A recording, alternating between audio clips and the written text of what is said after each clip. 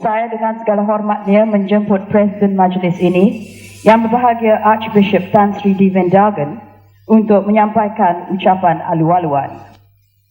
Truth must be faced squarely if we want real, lasting peace.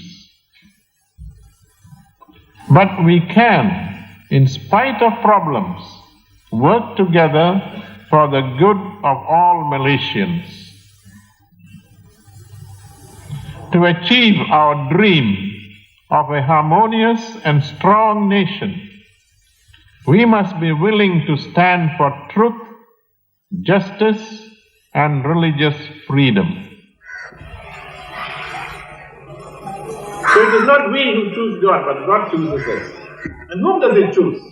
Ordinary people, poor people, ignorant people, weaklings, so that His glory will shine in what they do. So apostles, priests, brothers, sisters are human. They have their defects also. They have their shortcomings.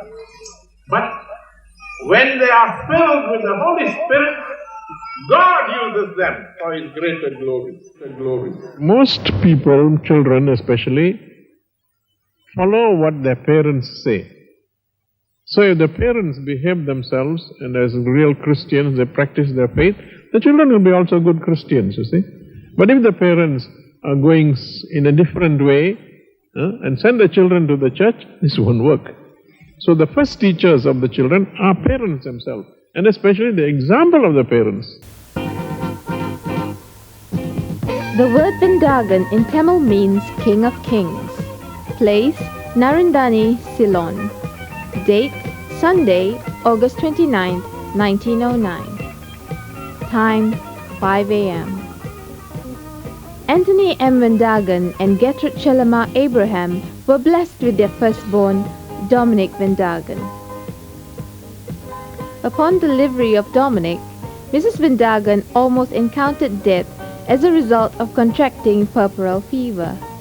At this instant, she vowed to Our Lady of Madu that if she recovered, she would offer her son to God.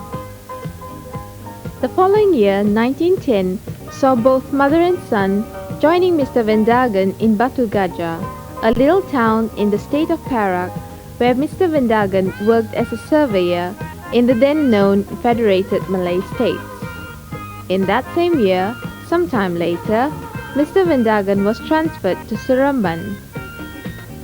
The LaSalle brothers and the sisters of Saint Moi had by now established mission schools all around the country.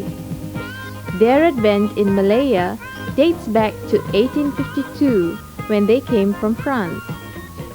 St. Paul's Institution and the Convent, established in 1899 and 1904 respectively, were among the early mission schools founded in Seremban.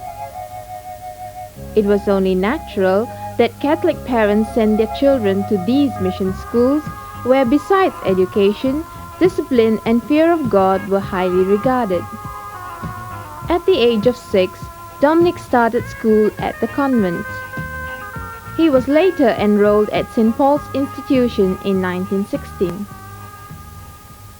The outbreak of World War I in 1915 was truly unfortunate. This old political technique of the powerful sent the entire human race helter-skelter. Owing to diverse uncertainties in this country, it was thought best that Mrs. Vendargon returned to Sri Lanka, her motherland, with her 4 children in 1917. They remained in Sri Lanka for 2 years. Here, Dominic continued his education at St. Patrick's College in Jaffna as a boarder. This college, run by the Oblate Fathers, was adjacent to a seminary and the bishop's residence.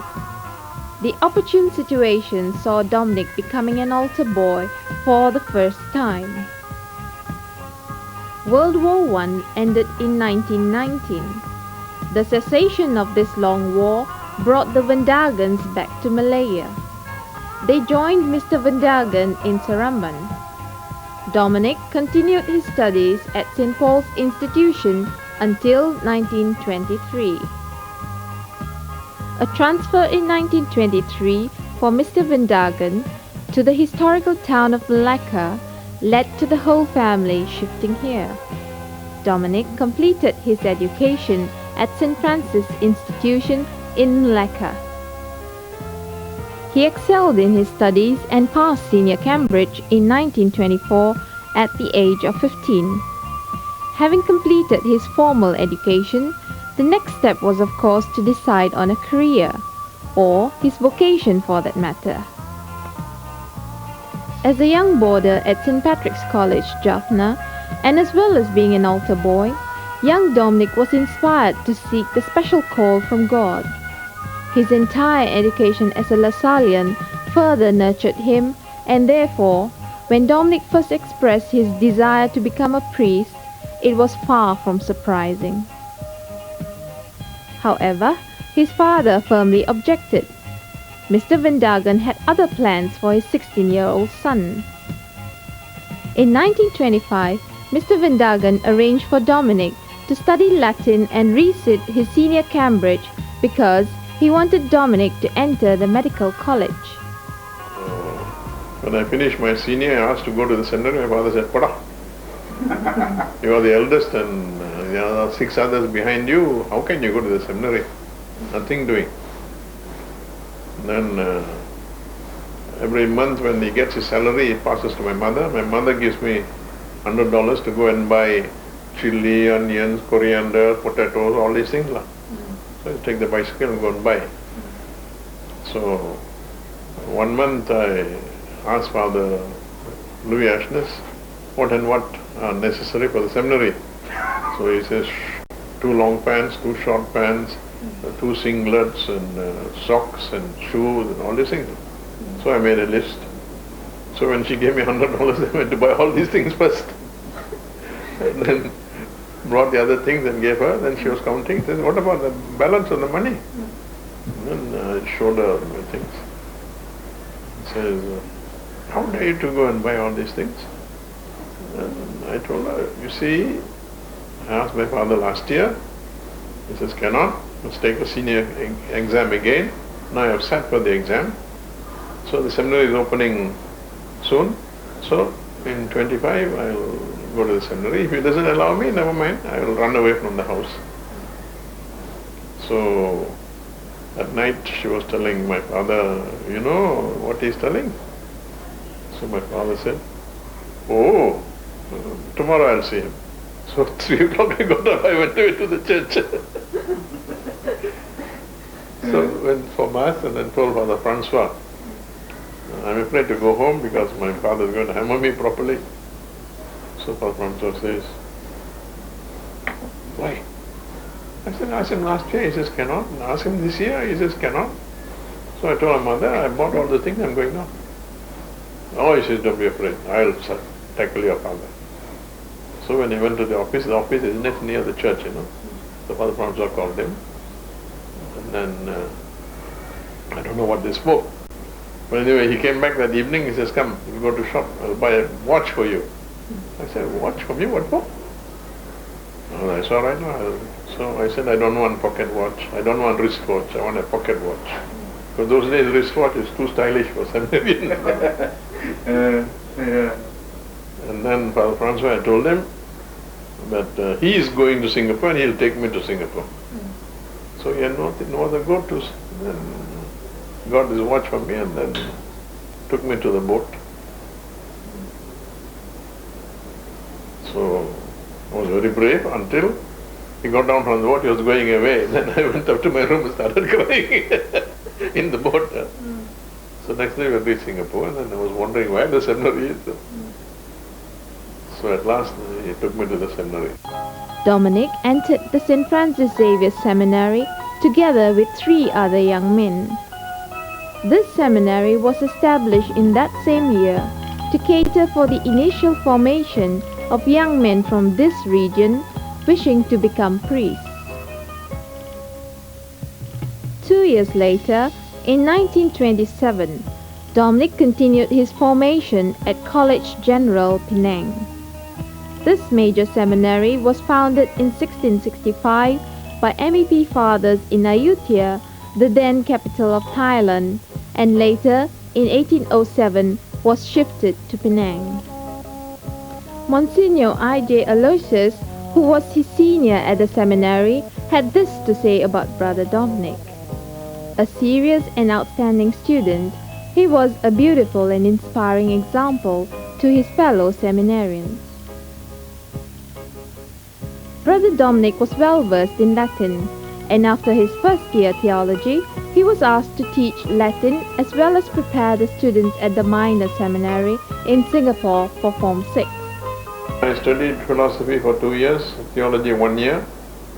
Then they sent me back to Singapore to teach for 1 year. So I went to the superior in the seminary and said, what is this? I already started my first year theology, and now the bishop is calling me back to teach in the minor seminary in Singapore. So the superior told me, you know, your private good has to give up for the common good. So if the bishop thinks you are needed there, you have to go. You cannot say, I don't like. So that was the first lesson of obedience I got. So you cannot think of yourself, you think of what is common good of the diocese. So I went there, taught there for 1 year.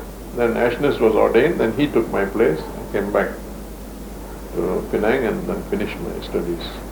On the Feast of the Immaculate Conception on December 8, 1934, Brother Dominic Vendargon was ordained priest, together with Brother Andrew Francis at College General Penang. His first appointment was as vicar for the Indians in the state of Negeri Sembilan. This state was flourishing with rubber plantations owned by the British, who employed Indians from India to work on them. Father Vendargon was based in Seremban. Chapels were stationed in the rubber estates, and the Catholics gathered once a month for the Eucharist. Thus, this young priest, Father Vendargon, visited the Indian Catholics at the estates to meet their needs. During this time, Father Vendargon built St. Teresa's Chapel at Nilai. On September 22, 1935, when the parish priest of Our Lady of Lourdes in Singapore, Father Louis Bergoffer, died, Father Vendargon was asked to serve this parish until the return of Monsignor Michael Olsomedy. He then returned to Seremban, where he continued to serve the Indian Catholics until 1941. The next appointment for Father Vendargon was as vicar for the Indians in the north. He was assigned in September 1941 to Sungai Petani, Kedah, where he served until June 1948. Very early in the mornings, Mass was celebrated for the employees of Lubuk Seginta Estate near Kuala Ketil, Kedah, at its St. Anthony's Chapel, as they had to go to work by 5 a.m. On his regular visit to the homes of Catholic employees, "Come follow me" was an invitation Father Vendargon gave to a 9-year-old boy. This boy, Sota, was ordained priest at the Cathedral of the Assumption, Penang, on December 10, 1966. On December 8, 1941, Japan invaded the northeastern states of Malaya. With the fall of Singapore, reputed to be impregnable, on February 15, 1942, the remaining states came under Japan. This rule under the Japanese lasted for 3.5 years and was another trying period for the nation.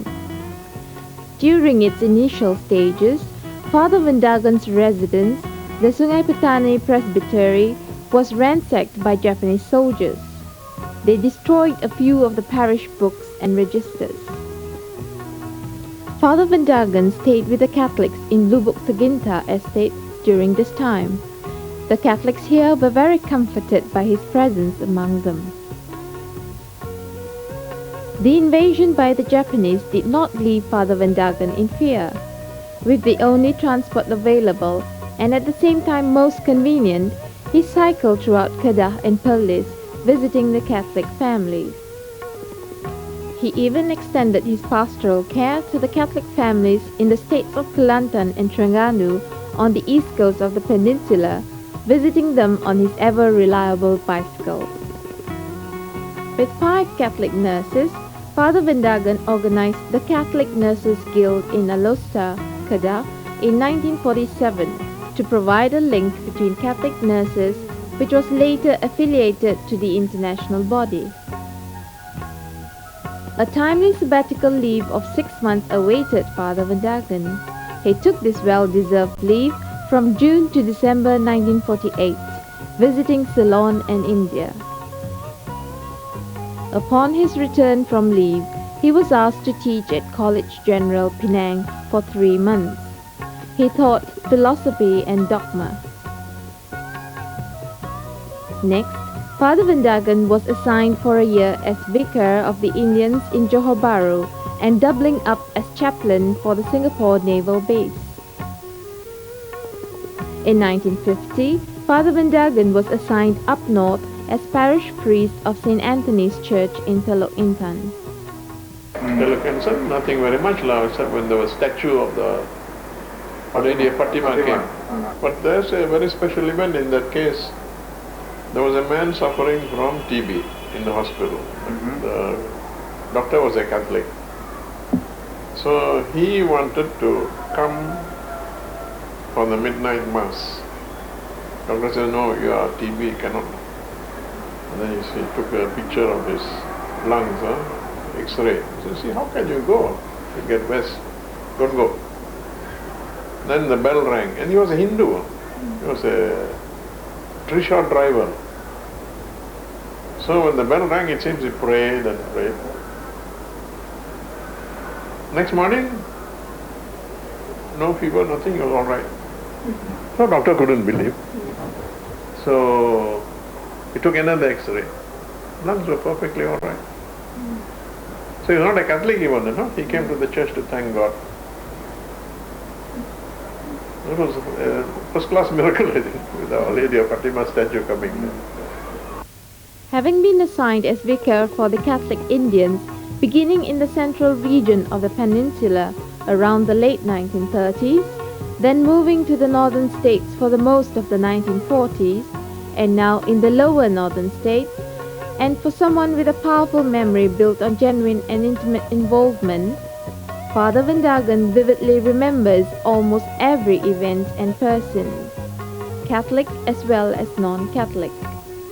When he bumps into a new face, all he asks is the surname, and he will always be able to trace the family roots, often unknown to the surprised listener.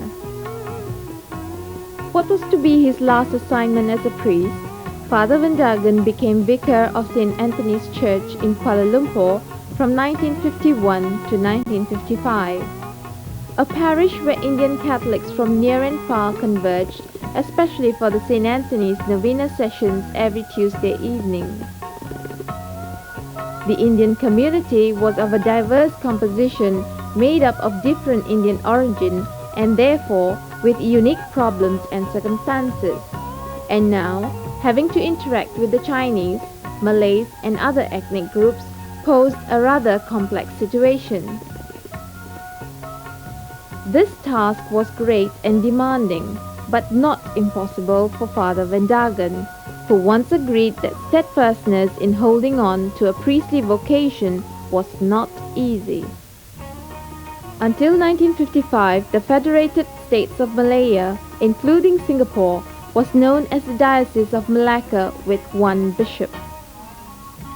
Considerable missionary development was achieved over the previous half-century, and this resulted in the elevation of the Diocese of Malacca to an archdiocese. In 1953, Bishop Michael Olsomendi was raised to the dignity of Archbishop of Malacca, and in 1955, the archdiocese was granted 2 suffragan bishops of Kuala Lumpur and Penang. Reverend Vendargon was elected Bishop of the newly established Diocese of Kuala Lumpur by His Holiness Pope Pius XII. Announcement came, but I didn't know anything. I was at St. Anthony's, so a press correspondent came up to congratulate me. So I said, what? You are Bishop of Colombo? Bishop of Colombo? I said, I know nothing. Nobody told me anything. Go away. He said, no, we have Reuters News and so on. You see that you have been appointed. I said, I don't know anything. Then I phoned to Singapore. I said, what is this? So Singapore said, you don't know anything? They didn't inform you? I said, no. So the letter they had sent from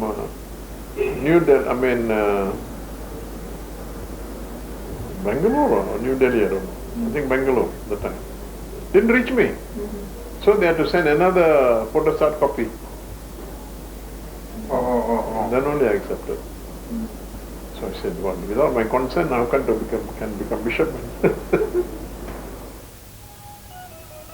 Reverend Vendargon was consecrated Bishop of Kuala Lumpur on August 21, 1955. His Lordship is our first local bishop. The dignity of the bishop derives from his vocation to serve the Church of God.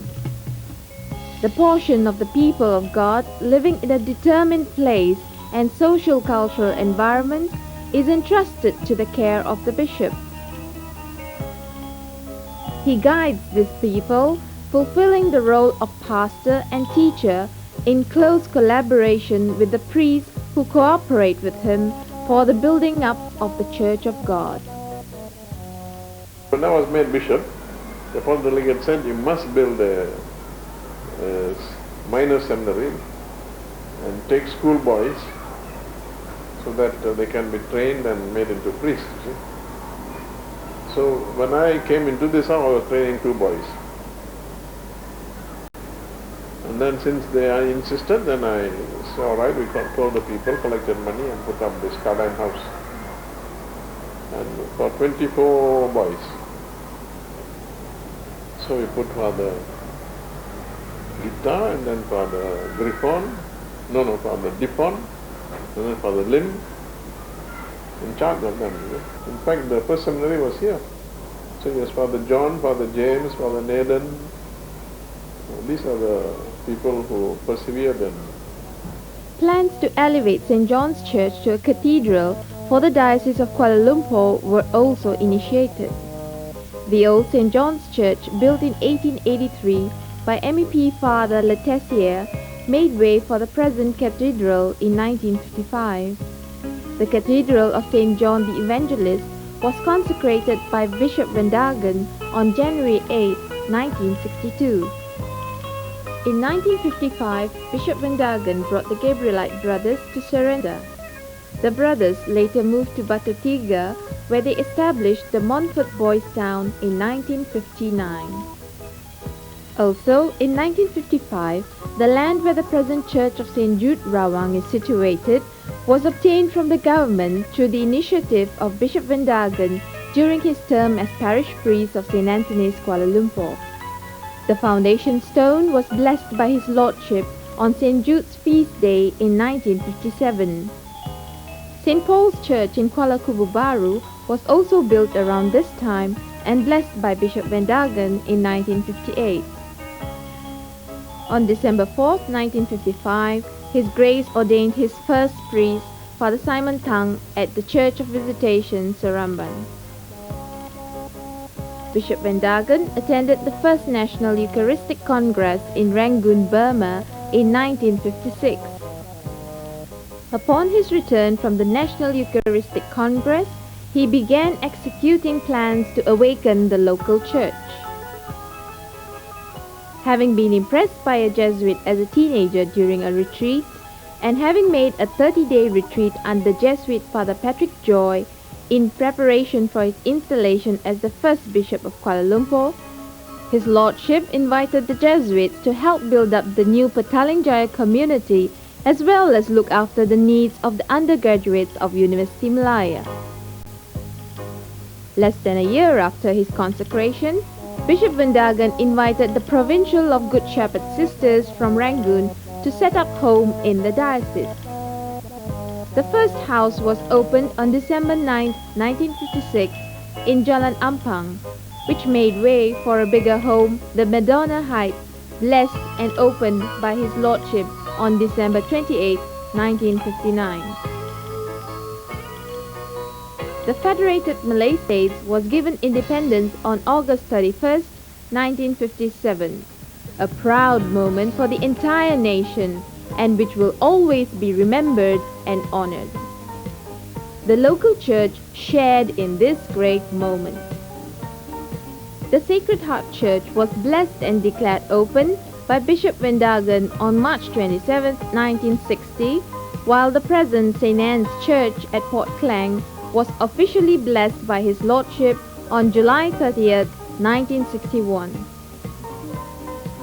Seeing the increase in the number of the Catholic population, especially among the Tamil-speaking, Bishop Vendargon bought a piece of land in Brickfield on which Father Noel Clement built the Church of Our Lady of Fatima, which was later blessed and opened by Bishop Vendargon on July 3, 1963. The Second Vatican Council was in session from 1963 to 1965. His Lordship, along with other Malaysian bishops, attended the 16th session. Bishop Alsamandi, myself, and Bishop Chan used to go, and Bishop Chan got sick and died. It's to renew the church, make it up to date. So the first thing was about liturgy. Then after that, they spoke about the church, and then about the sacraments, 16 different group things. There's 16 documents in the Vatican too. So each time we went, we had to study those things and then make observations, and then they publish it. But to implement all is not easy.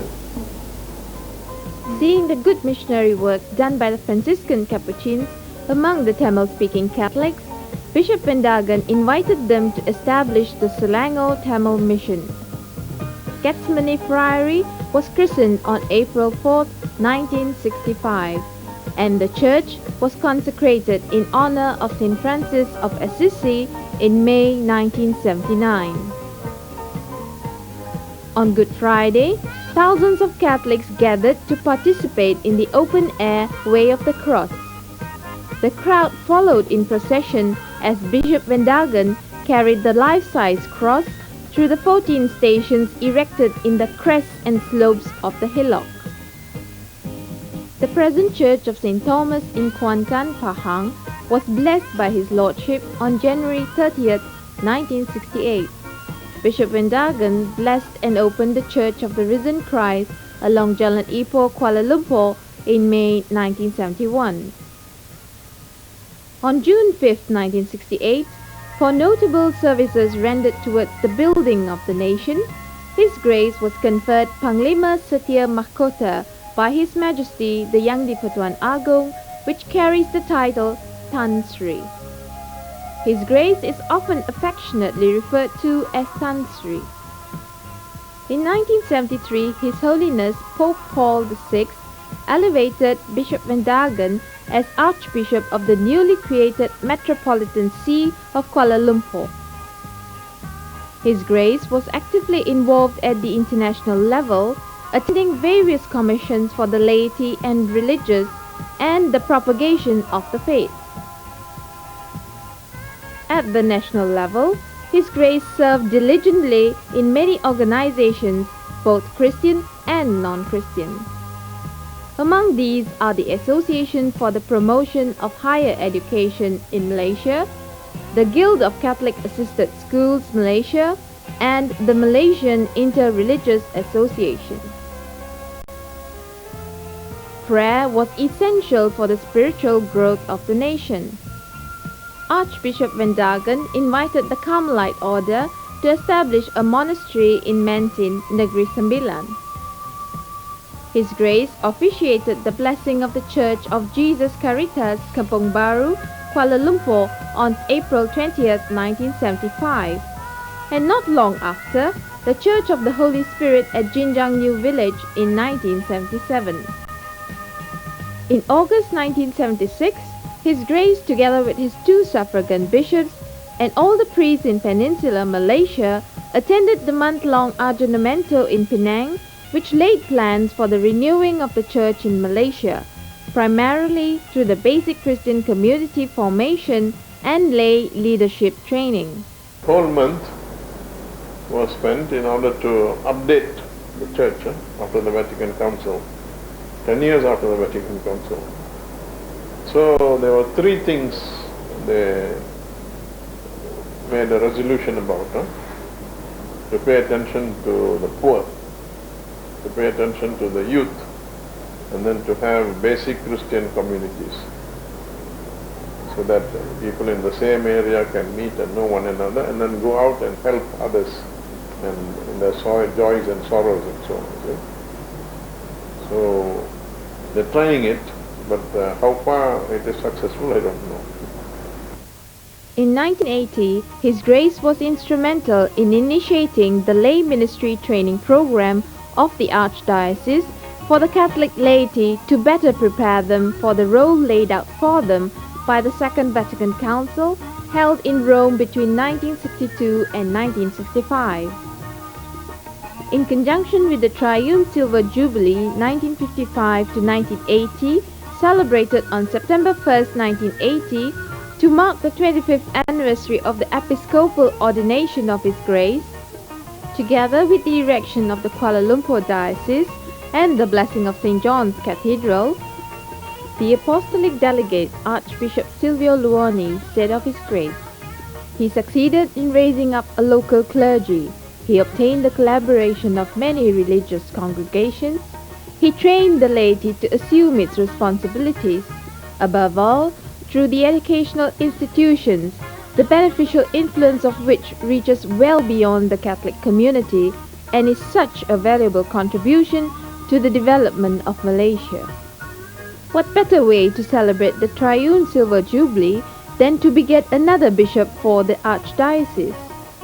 Monsignor Anthony Silvanagam, who had been Vicar General of the Kuala Lumpur Archdiocese since July 1976, was consecrated auxiliary bishop to His Grace.